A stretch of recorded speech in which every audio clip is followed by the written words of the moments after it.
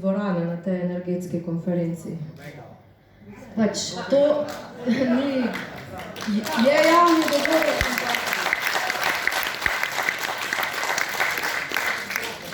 ker zanimivo mi je prav, šla sem pogledati eno študijo, no, mi smo kot nacionalni Zero Waste koordinator znotraj mreže Zero Waste Europe povezani z vsemi državami v Evropi.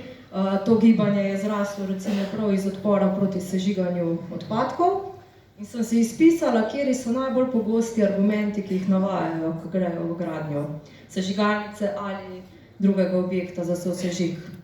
Da je to najnovejša tehnologija, da so to sledili najboljšim praksam iz tujine, da ne bo mejnih prekoračitev in da je vedno ista praksa, torej nobenega razkrivanja, nobenih številk, v teh predhodnih obdobjih, preden se pač objekt postavi, ni številk, torej ni s čim primerjati.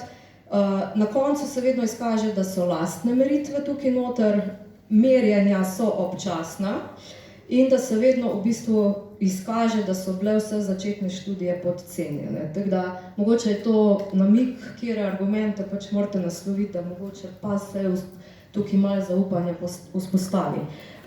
Še ena stvar, non-stop poslušamo, da je treba zdaj, da je to strokovno vprašanje, da to lahko se samo strokovnjaki s tem ukvarjajo. Strokovnjaki potem sedijo na nekih ozkih omizjih, ampak konec dneva nas je pa tukaj kar nekaj, ki bi pa radi slišali, kakšna je rešitev tudi v našem kmečkem jeziku, zato da bomo pač razumeli.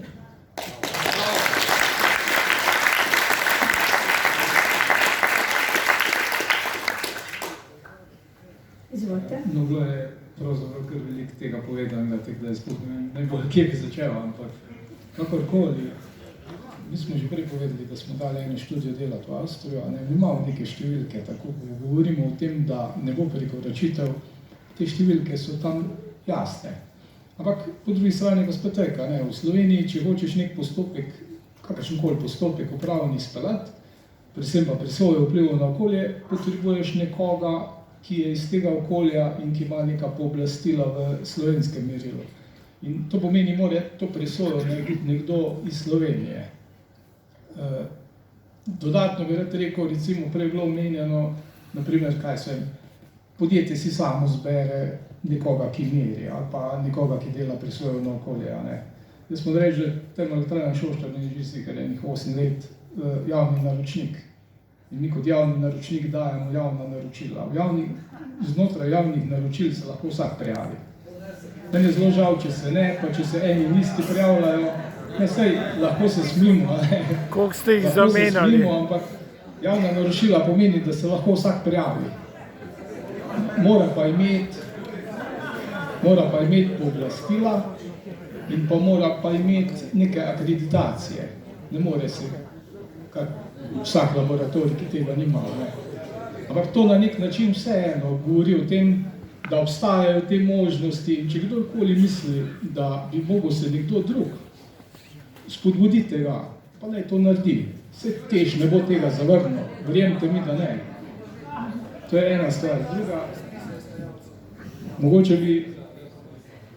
mogoče bi dodal še sam glede debate okrog sežigalnic, pa tistih mejnih vrednosti, pa sosežigalnic, pa tako naprej. Vedno pa neko gorivo ni primerno za tež, ali pa je primerno, ali pa za sežigalnice je primerno, za tež pa ni. Nekaj morate vedeti, sežigalnice se zgradijo predvsem za nevarne odpadke. In zato, ker se tam pač lahko uporabljajo nevarni odpadki, verjemite, da z nevarnimi lahko mnogo bolj zaslužiš, kot pa z nenevarnimi. In zato, ker so nevarni odpadki bolj delikatni, zato imajo te sežigalnice toliko še dodatnih čistilnih naprav, ker jih morajo imeti. In v primeru teža je stvar popolnoma drugačna. Tež bo dejansko uporabljal najboljše gorivo iz odpadkov, kakorkoli.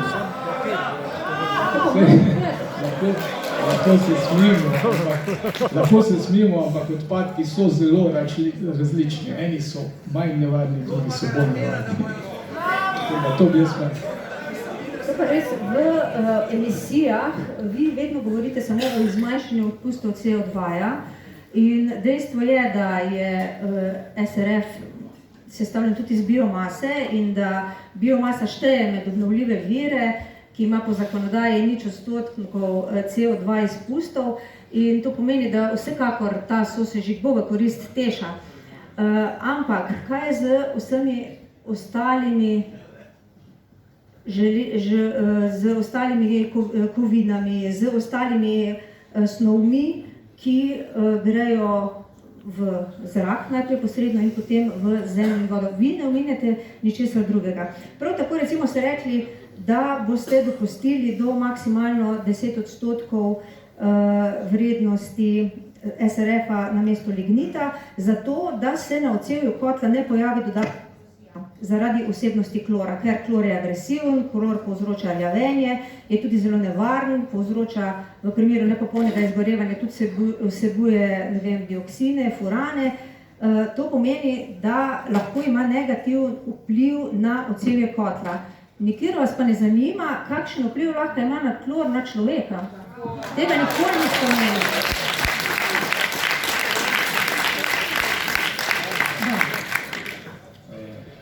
Klor v kotlu razpade na vodikov klorid. To je v vsakem primeru taka tehnologija. In termoelektrarna Šoštanj ima na koncu čistilno napravo, ki jo sicer vsi imenujemo razžvepljevalna naprava, ampak to je naprava za popolnoma vse kisle pline. To ni samo naprava za žveplov dioksid, ampak v tej napravi se izloča tudi HCl. V pozivu zdravniške stroke Samo nekaj bi dodal. Vprašali ste korozijo kotla. Seveda, to smo se prvo vprašali. Če lahko nekaj škoduje kotlu, seveda lahko škoduje tudi ljudem. Normalno. Dali smo narediti ločeno študijo, eno na Inštitut za metalurgijo in kemijske tehnologije v Ljubljano, eno pa smo vprašali proizvajalca kotla, kaj si misli o tem, kolikšna je lahko vsebnost klora, da ne pride do nekakšnih poškodb. Dobili smo zanimive zaključke. Kolikorkoli je naš premog uplemeniten z mlekovim prometom, kar nas zelo mori, visoko vsebnostjo žvepla, za katero seveda rado vzadi čistilne naprave in ki so zelo drage, je v tem primeru to ravno obratno. Namreč dokazano z tem študijem je bilo, da žveplo v premogu je tisto, ki anomalira kloride. Se pravi, če je razmerje med žveplom in kloridi v razmerju kloridi in žveplo 1:2, 1:4 je 100% varnost, da ne more priti do korozije v kotlu. V našem primeru se je to izkazalo po naših raziskavah in po seveda tudi neodvisno, ki je dal proizvajalec kotla, ki smo pa vprašali in dobili njihovo potrditev, smo dobili, da je to razmerje 1:15. Tako da tukaj smo se prepričali, da nimamo teh težav. To je tisto, kar sem prvo omenil, da je tehnologijo treba preveriti.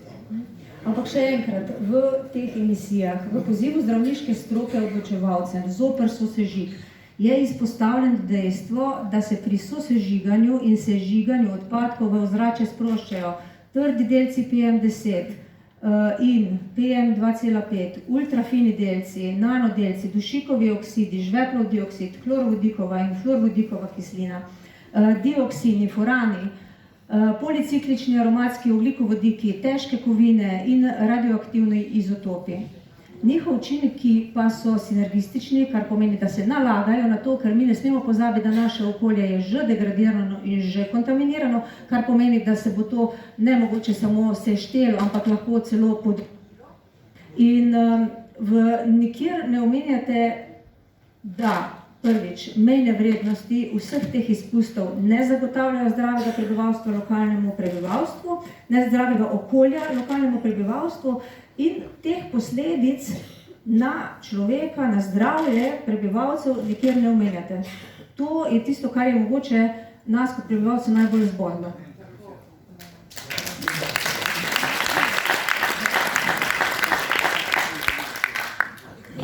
Glejte, že tudi sama kurjava z lignitom povzroča vse to, kot ste vi omenili. To ni zdaj neka posebnost tega SRF-ja, ampak to je že tudi lignit povzroča določene emisije, ampak te emisije so v takih majhnih količinah, da pravzaprav ne povzročajo več nevarnosti za zdravje in za okolje.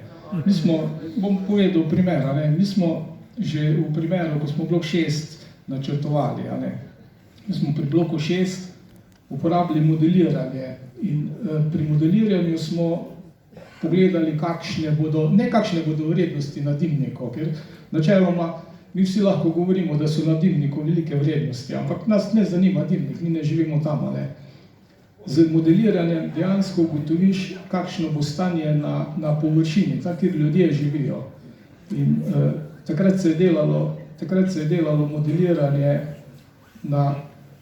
recimo na razdalji 15x15 km.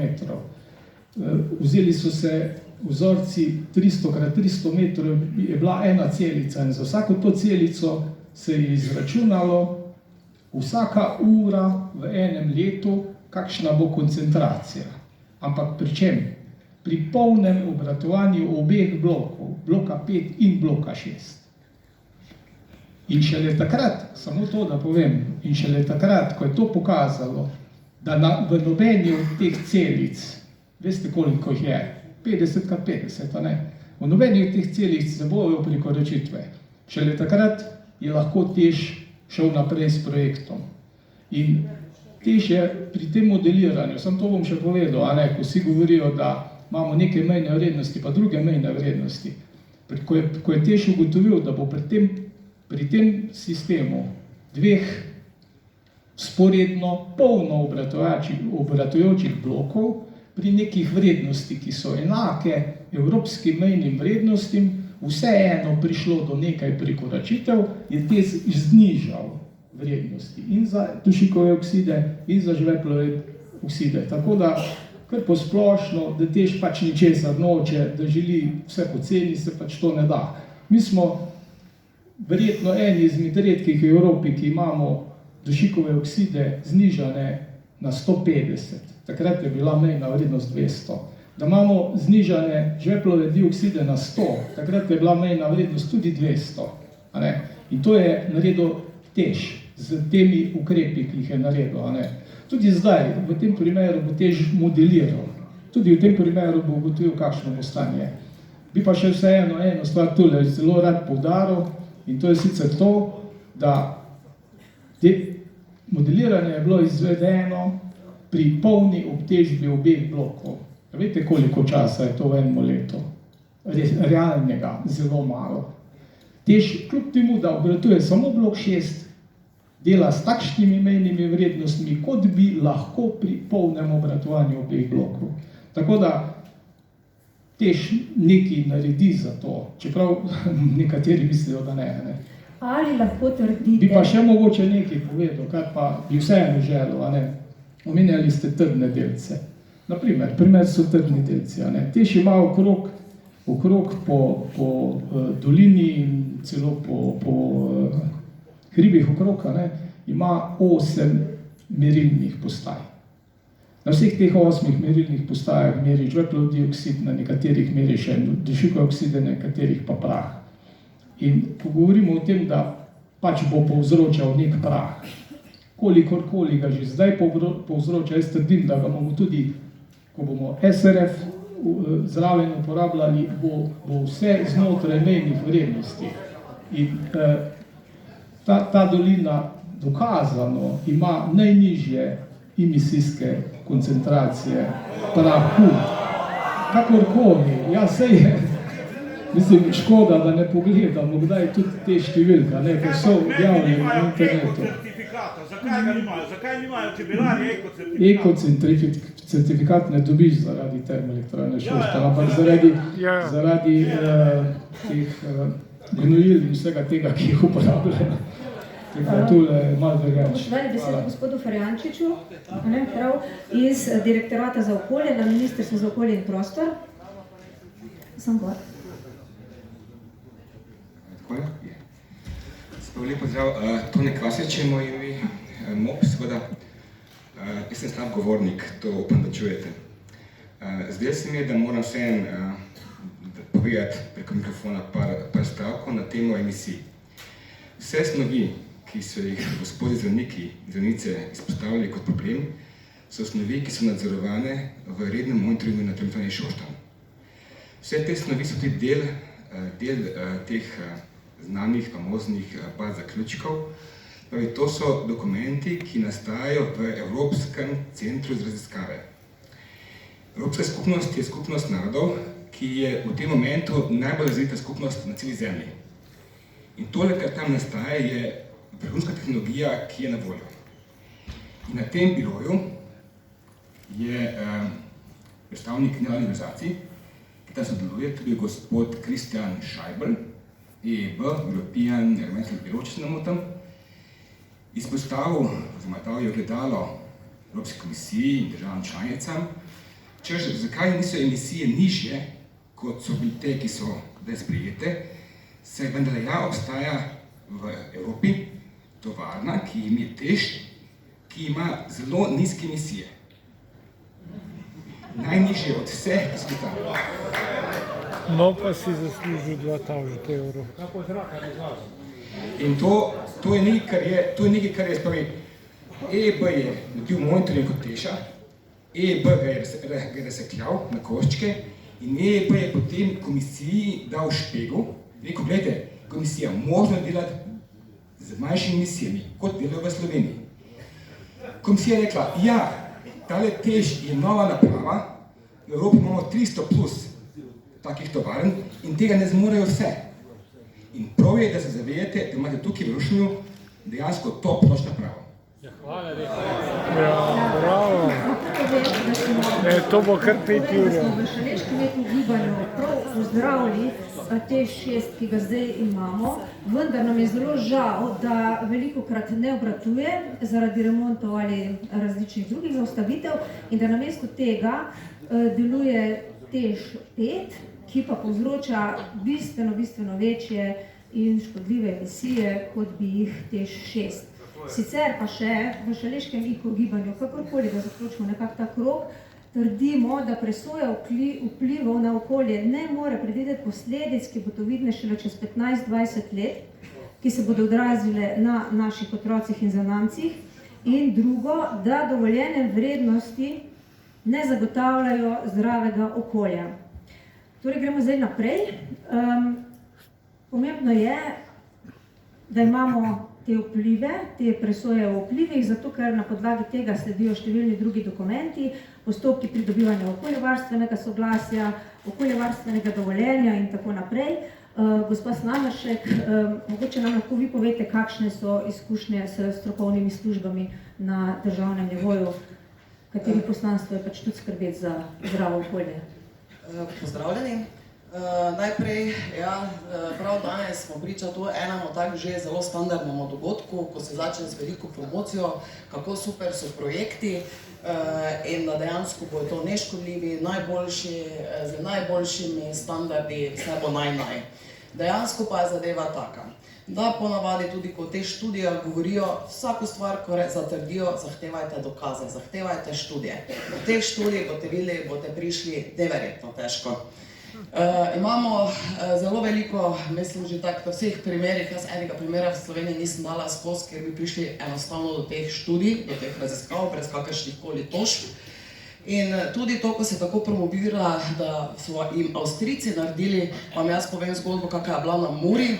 Prek 100 Avstrijcev iz vseh univerze, inštitutov so podpisali, da so pač hidroelektrarne na Muri škodljive.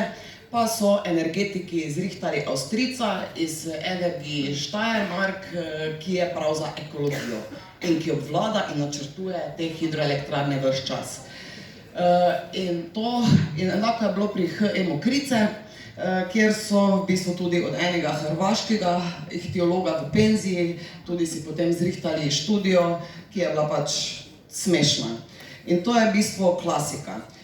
Kar se tiče, zato se tudi pri nevladnih organizacijah, v vseh postopkih in vse posod v teh strateških zadevah, pa pri zakonodaji zavzemamo, da se bi tudi ustanovil neodvisni sklad, zato da bi lahko mi dejansko te študije preverjali. In vsako njihovo trditev, da bi lahko preverili, zato ker strokovnjakov je ogromno, tudi v Sloveniji jih imamo veliko in veste, da tisti, ki delujemo na določenih področjih, točno vemo, kdo so strokovnjaki s hrbtenico, ki se ne prodajo in vemo, kateri se prodajo. Kar se tiče izdelave okoljskih poročil, prav to je problem, naroči investitor in seveda investitor onega zvija zraven, ki mu izdeluje okoljsko poročilo, dokler ni takšno, kot ga potrebuje.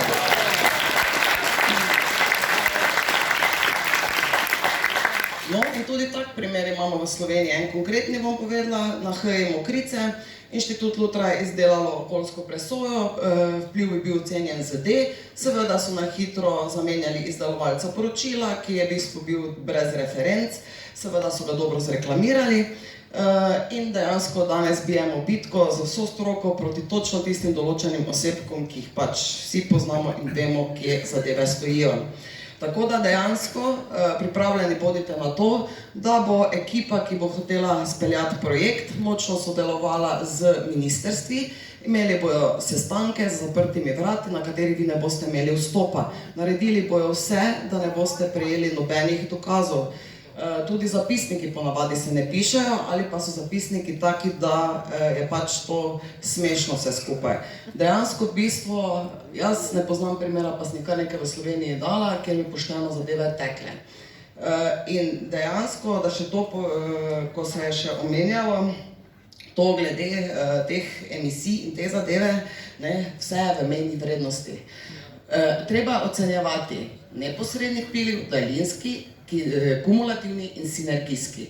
Pa mi povejte, koliko raziskav je narejenih na vse te delce, kaj ste zdaj govorili o sinergijskih vplivih. Posamezne dejansko dosegajo, sinergijsko pa lahko vplivajo enkrat bolj ali pa 100-krat bolj kot v delovanju. Tako da, ne vem, potem, ko ste še glede teh podatkov, v glavnem dejansko tu zahtevajte vse, da je javno objavljeno, kdo jih je pripravil in pripravljeni bodite na močno promocijo z njihove strani, imajo ogromno denarja, v naših primerih so porabili tudi več milijonov evrov, zato da so tudi izdali revijo Modri Jan, prikrito oglaševali v osnovnih šolah in vrtcih o starosti od 4 do 12 let. Seveda mi smo potrebovali 5 let, da smo to revijo ukinili, in najprej celo Zavod za šolstvo potrdil, potem pa seveda so to še inšpekciji smo prijavili, ker pač zakonodaja v Sloveniji ni, ki bi preprečevala prikrito oglaševanje v vrtcih in osnovnih šolah. Velik problem bojo verjetno tudi mediji. Dejansko, ko bojo te ekipe zakupile medijski prostor, ne boste slišali niti druge, niti možnosti ne boste imeli slišati drugo plat. Zato še enkrat, za vsako njihovo izjavo zahtevajte dokaz. Vsako vprašanje, ki imate, zahtevajte dokaz, neizpodbitno študije, zato da vi lahko študijo nesete preveriti nekomu drugemu. Zapomnite si, ministrstvo, Agencija za okolje, zavodi za varstvo narave, za kulturno dediščino, ti nobeni niso za vami. To so vsi za investitorji, namreč jaz sem tudi delala na Zavodu za varstvo narave 6 let. Naša naloga od takih projektov, ko je bilo, ta projekt se spravi skozi. Ni tu debate, a je sprejeto, a je možno zgraditi, ali ni, ima škodljivi vpliv, nima škodljivi vpliv, tega ni. To je treba speljati. To so notranja navodila in tisti, ki ne upoštevajo, so zelo hude zadeve. Še eno zadevo, tako sem želela. Prav zdaj recimo primer Agencija za okolje, za HI Mokrice, Zavod za varstvo narave je že izdal D, se pravi bistven vpliv, prav tako Zavod za ribištvo, seveda zato, ker energetiki niso zadovoljni s tem, ponovno na Arso ponovno poziva Zavod za varstvo narave, da bi soglašal. Se pravi, tu dejansko kar se tiče državnih inštitucij, napram ljudstvu, ni nobene iskrenosti. Oni bojo zelo prijazni do vas, lepo vam bojo govorili, kaj zakonodaja pomeni, kaj oni delajo, v glavnem sama promocija, tako investitorjev kot naših državnih organizacij.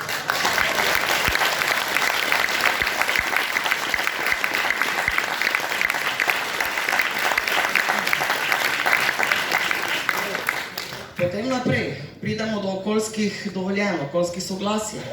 Vse lepo piše, ne? Cele strani, pogojev, ne vem, kaj vse. Da vam povem primer Brežice, pogoji niso izpolnjeni nikjer. Tudi v drugih primerih pogoji se ne izpolnjujejo. Še manj, nimamo nikoga potem pristojnega Slovenije oziroma kompetentnega, ki bi sploh bil to sposoben preverjati. Imamo Brežice, ni še tega ni sposoben preverjati. Vse stvari bi mogle stati, ni še ni tega sposoben preverjati. Torej, v Sloveniji niti nadzor ne deluje. In ko tudi pride do tega, da nič ne deluje, kljub temu, da boste začeli se okrog zastrupljati, da bo šlo vse narobe v vašem okolju, nihče ne odgovarja. Breme potem nosi lokalno prebivalstvo in jaz vam povem, da prihajam z Dravskega polja, mi smo tam ekološka katastrofa, najprej uničili so nas verigo hidroelektrarn, uničili so nas z intenzivnim kmetijstvom, pri nas se zboleva, ampak pesticidi so vsi v vodi, v mejah normale, ampak tisto, kar pa so potem sinergijski vplivi, pa da okrog imamo rakave bolezni in to, pa nikomu nič. In da nam podtalnica pada, da nam podtalnica zginja, to je zdaj pač naš problem. Da se nam mulj nabirja, nas moti, nam smrdi, spucajte si ga. To je pol ta sistem. Breme, ki ga potem škodo, ki ga v okolju povzročijo, potem potisnejo na lokalno prebivalstvo. In dejansko zato je tudi, da še to povem, Aarhuška konvencija, ki jo je tudi Evropa podpisala, dejansko zato tudi daje v okviru tega možnost javnosti, da se vključujejo že v samem štartu, ko se postopki začnejo. To mora biti v samem začetku javnosti omogočeno, da se vključuje v vse te zadeve, jasno spremlja, da ima vse informacije in na koncu se tudi odloči, kaj bo imelo v okolju, namreč oni v tem okolju živijo. In to dejansko tudi bi morali upoštevati vsi tukaj, a si ljudje to sploh želijo ali ne. In na kak način bojo zaživeli v svojem okolju. In še to, zaradi tega tudi pomen nevladnih organizacij in odlično je, tudi jaz vam čestitam, navdušili ste me, kako ste štartali s to kampanjo, bravo. In dejansko je potrebno tu vedeti, da danes tudi nevladne organizacije, ki delujejo v javnem interesu v Sloveniji, recimo naša ima celo že od upravnega sodišča že dovolj potrdilo, da smo watchdog organizacija, kar pomeni, da spremljamo politike, izvajanje zakonodaje in tako naprej. Namreč vedite, da politika, niti ti ljudje, ki nas bi mogli ščititi in so plačani davkoplačevalskega denarja, ne bojo skrbeli za nas, ampak samo za svoje položaje, samo za svojo izboljšanje. To je to, bistvo problema. Gospod Tašner, zdaj bomo počasi mogli pripeljati tole našo okroglo mizo, čeprav veliko tem še nismo odprli, ampak napovedali smo, da je to naša prva okrogla miza in da bodo sledile še druge. Ves čas poudarjate, tudi danes večer ste večkrat rekli, da se v primeru negativnega stališča prebivalcev za sosežig ne boste odločili. Zdaj me pa zanima, kaj razumete pod negativno stališče prebivalcev, a ni to mogoče že ta množica danes? Ni držav. Ja, danes smo že zjutraj na mestnem svetu, mestno občine Velenje, gospod dr. Viktor Vračar je povedal, da v primeru, da se dokaže z vsemi parametri, da zmanjšujemo vplive, da ne povečujemo vplive in da če bo kljub temu še lokalna skupnost, lokalne prebivalstvo temu nasprotovali, se pač tega projekta ne bomo šli. Mi na silo ne bomo delali ničesar. Preberem en odlomek iz časopisa lanskega 26. julija. Takrat je šoštanjski župan Darko Menih za medije zavrnil možnost, da bi v elektrarni sežigali komunalne odpadke. Rekel je, citiram, kaj vse se bo še zgrnilo nad nas? Živimo v degradiranem okolju, vonjamo zrak iz rudniškega prezračevalnega jaška, Šoštanjskega jezera ne moremo turistično izrabiti, ker se še pogreza. Edino dobro je, da je z blokom 6 zaradi filtrov zrak v mestu boljši. Če bodo to poskušali, nam bo dokončno prekipelo. Prav tako v istem obdobju niso bili nad projektom navdušeni v Velenju. Vi ste takrat v HSE dejali, da le proučujete možnosti sežiganja odpadkov, Danes pa so vaše aktivnosti že zelo napredovale, načrti so veliko bolj natančno opredeljeni. Koliko ste do zdaj že vložili denarja v ta projekt? Jaz, kaj gospod Menih komentiral, ne morem, ker ne poznam tega. Ne, sej, lahko vas pa vprašam naprej. Očitno vam je uspelo obe občinski vodstvi omehčati, da ne nasprotujeta več sosežigu. Kaj ste jim ponudili? Kaj smo ponudili?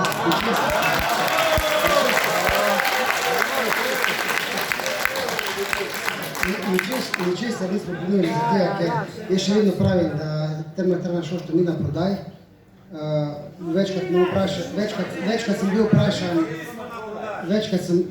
vprašan, kaj je z odškodninami. Rekel sem, da odškodnine iz naslova, kar ne delaš narobe, ne moremo govoriti o odškodninah. Vsekakor pa kot prebivalec Črniške doline, kot sovaščan, kakorkoli, niti ne bi želel sedeti na stolčku direktorja enega takšnega podjetja, ki ne bi moglo vlagati v lokalno skupnost. Vem, da v preteklosti je bilo tega malo manj, v tej dolgoročni preteklosti je bilo tega dosti manj. Pač projekti, v katere smo tudi na nek način vpeti in v katere verjamemo, pa dajo možnost nadaljnjemu razvoju, raziskavam in pa tudi raziskovanju predvsem ostalih alternativnih možnosti proizvodnje električne energije. Kam bo razvoj v prihodnosti peljal, danes nobeden ne zna odgovoriti. Mi se samo želimo to nadgraditi in bomo videli, poznamo že danes določene zametke uplinjanja, utekočinjenja in bomo videli mogoče to prihodnost, ampak v tem trenutku imamo, kar imamo. Vsako, kot smo ugotovili, vsako sežiganje ima vplive, treba se samo vprašati, katero sosežiganje ima najmanjše vplive. Najslabše so seveda lokalna kurišča in nekontrolirane kurilne naprave. Večkrat poudarjamo, Termoelektrarna Šoštanj z strokovnimi sodelavci, predvsem zaposlenimi, ki svoje delo upravljajo vrhunsko in ki skrbijo, da ta elektrarna dosega vse tiste normative in parametre, ki se v celi Evropi kažejo in primerjajo in hodijo ogledovati naše elektrarne, kako lahko dosegamo takšne vrednosti in takšne emisije. Tukaj jaz vidim našo prihodnost. Če jo želimo, če jo vidimo skupaj, jo vidimo, če ne pa tudi, ni problema. Pa vendar, nekaj ste morali obljubiti občinskemu vodstvu, da ste rekli, občina bo dobila to pa to, nekaj se bo izboljšalo, zato ker recimo župan je januarja pojasnil, da bodo pozitivni in negativni učinki sosežiga za občane in za okolje razvidni iz študije vplivov na okolje. Sočasno je pa občina Šoštanj zdaj začela pripravljati sprejem občinskega podrobnega prostorskega načrta, ki bi v bližini elektrarne omogočil umeščanje poslopja za raztovor materiala, ki ga potrebujete. Poglejte, ko govorimo o obljubah, mi govorimo samo o tem, da iz tega naslova, kot vemo, da največjo obrnitev na ceno toplotne energije imajo tudi v današnjem času CO2 kuponi. Iz tega naslova vidimo direktno lahko prihranke, proizvodnjo toplote iz alternativnih goriv.